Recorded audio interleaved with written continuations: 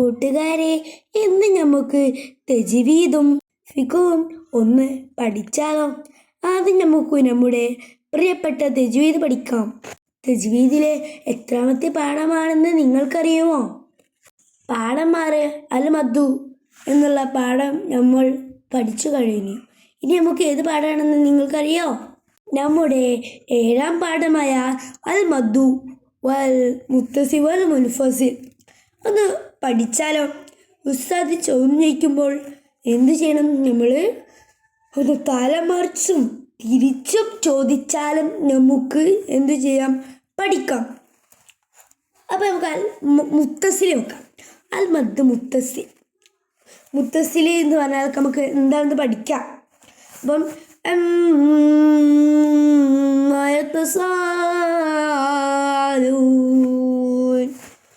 അടുത്ത് ഫലം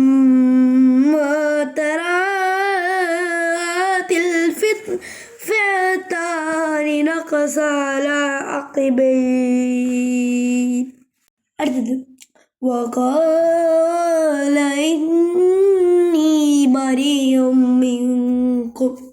അടുത്തത് إني أريد أن تبوء باسمي واسمك.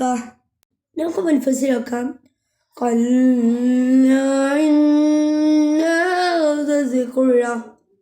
അടുത്തത് إني أخاف عليكم عذاب اليوم العظيم.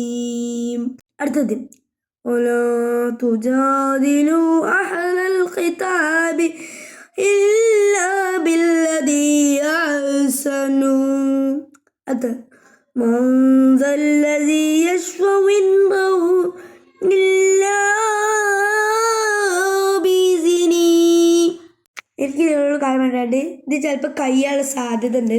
അപ്പം നമ്മൾ അടുത്ത പാർട്ടായിട്ട് എടുക്കട്ടോ. അടുത്ത വായിക്കാം. മുകളിൽ കാണിക്കുന്ന ഉദാഹരണം ശ്രദ്ധിക്കുക. നിങ്ങൾ മുകളിൽ കാണിച്ച ഉദാഹരണം ശ്രദ്ധിച്ചല്ലോ.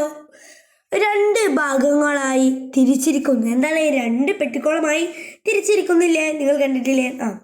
2 ഭാഗത്തും മദ്ദുകളെ കാണുന്നു. നിങ്ങൾ 2 ഭാഗത്തും മദ്ദുകളെ കാണുന്നുണ്ടെന്ന് നോക്കേ ഇല്ലേ? അതാണ് പറഞ്ഞത്.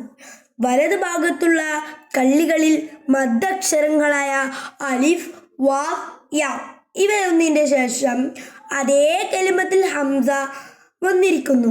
എന്താണെന്ന് വെച്ചാൽ നമ്മളെ വലത് ഭാഗത്തുള്ള കള്ളി ഉണ്ടല്ലോ, വലത് ഭാഗത്തുള്ള കള്ളി ഏതാ? മദ് മുത്തസിലാണ് അല്ലേ? അപ്പോൾ വലത് ഭാഗത്തുള്ള മദ്ദക്ഷരങ്ങൾ നിങ്ങൾക്ക് അറിയില്ലേ? അലിഫ് വായാണെന്ന്. മദ്ദക്ഷരങ്ങളായ അലിഫ്, വാവ്, യാ ഇവയിൽ ഒന്നിൻ്റെ ശേഷം ഇല്ലേ അലിഫ്, വാവ്, യാ ഇതിൻ്റെ ശേഷം ഉണ്ടല്ലോ അതേ കലിമത്തിൽ ഹംസ വന്നിരിക്കുന്നു. അത് എൻ്റെ അടുത്ത് തന്നെ. ഇപ്പം ഏത്ത പറയാം ബരിയും മിങ്കും ഇല്ലേ? ബരിയും മിങ്കും അതിൽ അലിഫുണ്ടോ? അവിടുന്ന് അല്ലല്ലേ തുടങ്ങുന്നത്? അങ്ങനെ വെരി ഗുഡ്. അതെ, എമ്മത്തെ സാലും നോക്കേ. എമ്മത്തെ സാലുല്ലേ ഹംസന്റെ മുന്നെന്തുണ്ട്? ഒരു അലിഫുണ്ട് അല്ലേ? അപ്പം അലിഫ് വാവിയാണ് ഹംസന്റെ അതേ. ഇതിപ്പം എത്ര സാലു ഒരു വരിയിലല്ലേ? ഒരു ഇതില് എമ്മ വേറെ എത്ര സാലും വേറെ. അതേമാതിരി എത്ര സാലിൻ്റെ ഉള്ളിൽ തന്നെ മദ്ദുണ്ട്. പിന്നെന്തുണ്ട്? ഹംസയുണ്ട്, അലിഫും മദ്ദക്ഷരങ്ങളും ഉണ്ട് അല്ലേ? അതാണ് പറഞ്ഞത്. അത് ഇങ്ങനെയുള്ള സ്ഥലങ്ങളിലെ മദ് മുത്തസിൽ ഇങ്ങനെയുള്ള ഈ സ്ഥലങ്ങളിലുണ്ട് മദ് മുത്തസിൽ എന്ന് പറയും. മുത്തസിലായ മദ്ദിനെ ഒരു അലിഫിൻ്റെ കതിറിനേക്കാൾ നീട്ടൽ വാജിബാണ്. ഇപ്പം ഈ മുത്തസിലായ മദ് ഉണ്ടല്ലോ, ആ മദ്ദിനുണ്ടല്ലോ ഒരു അലിഫിനേക്കാൾ ഒരു അലിഫിൻ്റെ കതിറിനേക്കാൾ നീട്ടൽ വാജിബാണ്, നിർബന്ധമാണ്. 7 ഹർക്കത്ത് വരെ നീട്ടാവുന്നതാണ്. എന്താണ്? ഈ 7 ഹർക്കത്ത് വരെ നമുക്ക് നീട്ടാം. ഇടത് ഭാഗത്തെ കള്ളികളിൽ മദ്ദുകൾ കാണുന്നു ഇല്ലേ? ഇടത് ഭാഗത്തെ കള്ളികളിൽ മദ് കാണുന്നില്ലേ? അവിടെ ഒരു കലിമത്തിൻ്റെ അവസാനത്തിൽ മദ്ദിൻ്റെ അർഫും തൊട്ടാവുന്ന കലിമത്തിൽ ആദ്യത്തിൽ ഹംസയുമാണ്. എന്ന് വെച്ചാൽ കല്ല ഇന്നഹ തസിക്കറ, കല്ല് വേറെയും ഇന്നഹ വേറെ തസിക്കറ വരും. അതേമാതിരി